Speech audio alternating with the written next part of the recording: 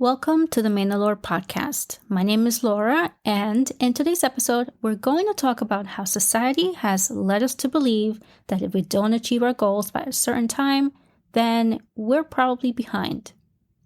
But I'm here to tell you that it's a myth, and here is why. Some of these standards are set by people who we don't even know, or people who don't get to see the full picture of who we are. Let's zoom out a little bit. So many of the standards that have been set in today's society were set by people who are long, long gone. People who, in reality, will never see the real picture of who we are.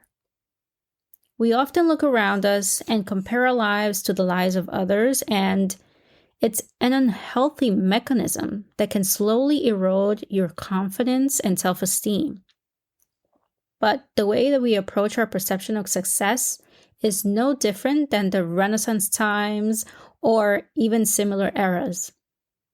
Back then, people would hire the best painters, create a painting of themselves wearing the best garments and expensive gems.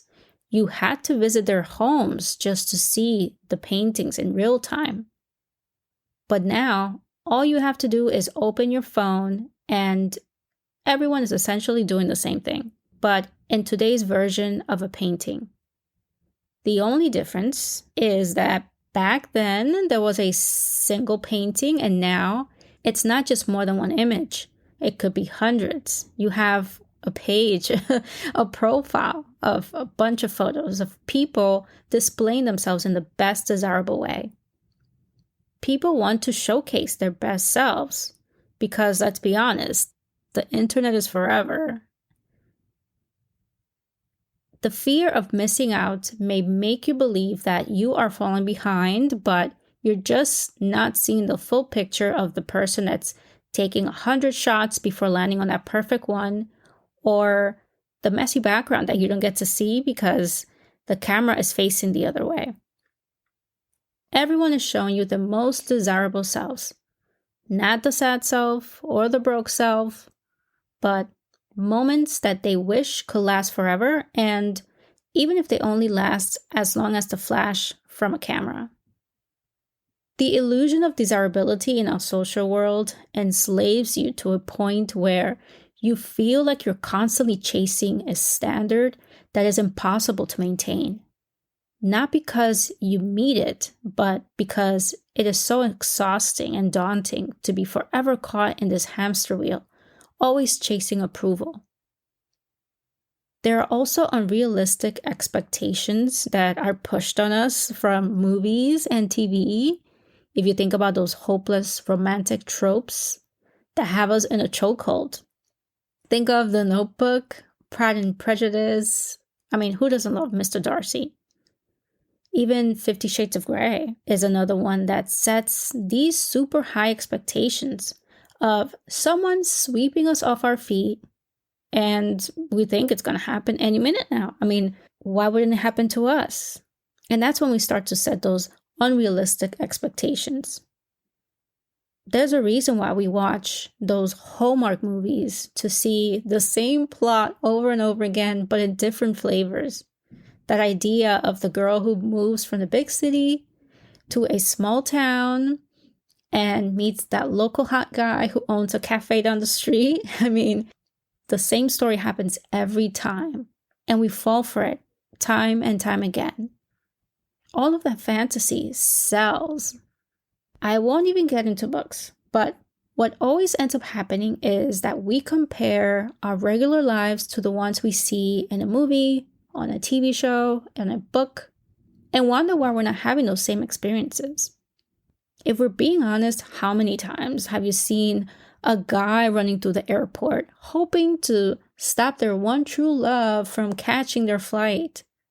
And somehow, when he gets there, she's about to board the flight and he gets there right on time. I don't know about you, but for me, the only time I've ever seen a guy running down the airport always is when he's missing his flight, probably was having a drink at the local restaurant in the bar and forgot that his flight was taking off soon, and there he goes. That is the only time I've seen a guy running at the airport. But if you have a story about one of those romantic stories that you've noticed and you've seen, whether it was with you or someone else, please share it, leave a comment, let us know, because I would love to hear it. The most pressing reason as to why you may feel like you're behind is due to social pressures. Those cultural norms that we can't seem to shake. They're like an anchor that won't let us sail to calmer shores. The concept of setting timelines for each phase of our lives is the main cause for that anxiety that you feel. It's unfair to expect this one-size-fits-all for any milestone in our lives because in different cultures, for example, we have different standards. And sure, some are stricter than others, but you have to remember that our experiences are very different. You could live in the same home and your siblings' experience could be very different from yours. It would be unfair to expect the same outcome from two different people. Our life experiences could look very differently in many ways. When you think about it, in some cultures, you must complete college right after high school, have a lucrative career by 25, marry by 26, have babies before you're 30. These crazy timelines do not take into account that you have personal struggles and setbacks that you could experience along the way that could slow you down or even prevent you from getting there when you want to. I remember one time I was viewing some records on Ancestry.com and I noticed that way back then, people died very, very young. I'm talking about 30s and 40s. I was taken aback because at first it seemed like such a young age, but then you start to think and realize the need to rush through marriage and having children was often a result of knowing that they didn't live very long. With illnesses and diseases being so prevalent back then, people were quite aware of their mortality and how short the lives were. So they rushed and, they worked through whatever limitations they had at the time. So fast forward to today, thankfully with medical and technological advances, we're able to live 2 or 3 more lifetimes more than they did. Sounds crazy, right? And what that means is that now we have the privilege and the time to prepare and decide on what we want. We can afford to wait a little longer to get married and have children. Even if you wait a little longer, you still are able to see your children grow and have grandchildren. You can get an entirely new career later in life. I saw the other day there was this 80-year-old who had just graduated college, and I was so impressed. And so it was something so admirable because if they would have let these timelines get in the way, then they probably would have never become who they are today. The art of becoming often looks like the times when you're waiting and you're hoping and wishing. It is a time when you're healing your wounds and giving yourself time to re-energize. It is when you learn about yourself and what you want. It is also starting over and deciding that you deserve more. When you focus on the destination, a lot of times that journey seems so long and daunting. It feels like you're never going to get there. Like your patience runs thin because you want those results right now. It's what we're used to with the internet and everything online. Everything is so quick. Everything happens right away. If you don't have it right away, something's wrong. Instead, think of it as the build-up to the climax. That waiting time is like the rain before the flowers bloom, or the anticipation that comes when you're waiting for your Amazon package. But seriously, think of the moments when you're not where you need to be as moments to prepare for your big shot or that opportunity that you've been waiting for so long. My question for you is, if this is where you are now in that waiting period, what do you need to prepare for? What are you doing right now to prepare for it? I mean, come on. You knew that question was coming. So, sometimes growth feels like stillness, but in reality, it is the best time to prepare, improve, recharge, because once that moment comes, you better be ready, and you better be ready to give it your all. That whole concept of falling behind really depends on your perspective. So, I mean, who told you that you're falling behind? Is it based on self-judgment? Is it something that you created in your head, or are you comparing yourself to someone else?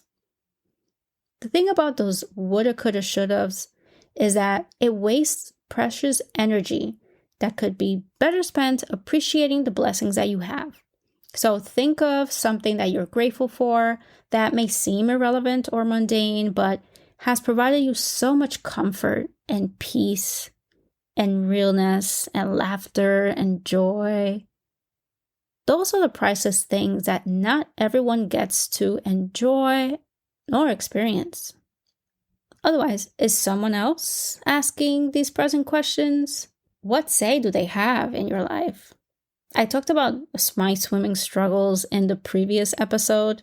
So imagine if someone like Michael Phelps came to me and said, "Hey, Laura, you're useless. You don't know how to swim.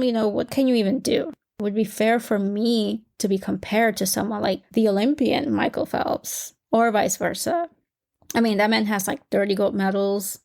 His standard is winning gold medals. And my standard is literally staying in a pool that's no deeper than 4 feet deep. So we're definitely not the same. And what I'm trying to say is, do not let the noise of other people's opinions dictate what your life path looks like. Now, how can you reconnect with your life path? And the first thing you can do is stop measuring your life based on other people's expectations or metrics. Your life is yours and yours alone. You have lived through experiences that no one can dismiss because they didn't live through them. You did. Your personal journey is unique, and what other people expect of you is really none of your business. It's so easy for others to give your opinions about where you are in life and what you should be doing without really looking at the overall picture. But only you know what pace works best for you. And only you know which journey makes the most sense to you. I mean, we can't treat ourselves like we're a cul-de-sac with beige cookie cutter homes where everything looks the same, everybody acts the same, or does the same thing. Because an HOA says so. You are not that. You are that nice Victorian home across the town with antique floors, beautiful windows, high ceilings. And sure, it may need a little work, but it's worth so much more. I think it's also important to celebrate your small wins and personal milestones. Feeling like you don't measure up to someone's expectations could leave you feeling defeated and like trying isn't even worth it. Like you will never reach the milestones that you've set out for yourself. The important thing is to always zoom out and look at how far you've come. I want you to think of your journey as your 401k. Now stay with me, because if you're always looking at those day-to-day fluctuations, you're going to drive yourself crazy. And yes, some days you're up, other days you're down. The next day you're probably down again. Some days you win, some days you lose. But when you look at the overall gains, and when you take a step back, you realize that you're not doing so bad after all. That small win could be the beginning of many more, which eventually becomes a big win. Nothing will motivate you more than seeing incremental growth in real time. So take a note of those small wins. Something else you can do is set your own standard when it comes to success. Create your own version of success. because its definition looks different depending on who you speak to. The spectrum of success can range from being extremely wealthy to having a great career, having a beautiful family, or having a place to live, or no longer having health problems. Again, success looks very different depending on who you ask. So whatever success looks to you should be for you and no one else. You may be wondering, now, how do I figure out what I want to become? Because I have no idea. But that's a question that only you can answer for yourself. Only you have that answer. What I can say is that it always helps to think back to when you were young, back to those innocent years where the only thing that mattered to you was being happy and safe. You weren't thinking about bills and expenses or material things. You were in your true essence, your most authentic self. Think of that childlike excitement and ask, what would my younger self want? What would it need from me right now? This is the perfect time for you to get back on that horse and focus on what makes you happy, what makes you grow and transform into what your younger self would want you to be. You are on your way to becoming that fearless and most badass human you can be. You are worthy of those amazing things that you so desire. All you have to do is put in that work, and your timing is right on time. Let yourself know that you are ready to become a better version of yourself. And remember, you are not behind, you are becoming. I would love to hear from you and see what season you are preparing for. What are you hoping to achieve in the near future? Even if you're afraid, do not let that fear get the best of you.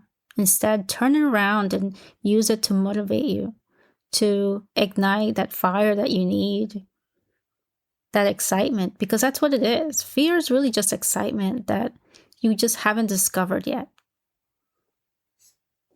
Your setbacks are not the end of your journey. They're the beginning of your transformation. Every challenge you face, every setback you endure is a forge that shapes your strength, clarity, and character. Becoming your best self isn't about avoiding the storms. It's about learning to stand tall in the rain. It's about rising even when the weight feels unbearable, because each time you rise, you go stronger, wiser, and even more unshakable. Let adversity be your teacher, not your limitation. Your breakthrough often hides behind that breaking point. So keep going, keep growing. You are becoming something powerful. And you will see that eventually. Anytime that you feel like you're falling behind, repeat these words. I am not behind, I am becoming. My pace is purposeful. The quiet work still counts even if there is no one there to witness it. And affirm it as often as you need to. Thank you for listening to the Mandalore podcast.